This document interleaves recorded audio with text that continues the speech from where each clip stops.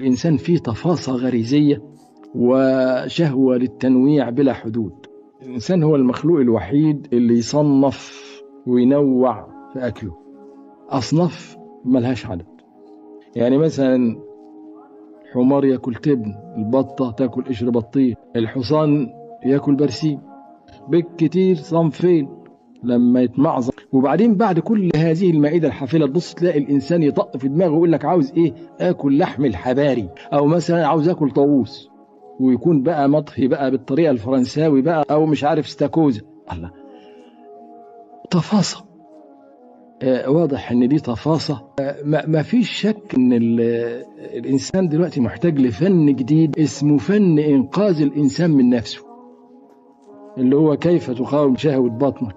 وما فيش شك ان الاعتدال قرين الصحة وطول العمر. الاعتدال امر قرآني صريح. القرآن صريح: كلوا واشربوا ولا تسرفوا.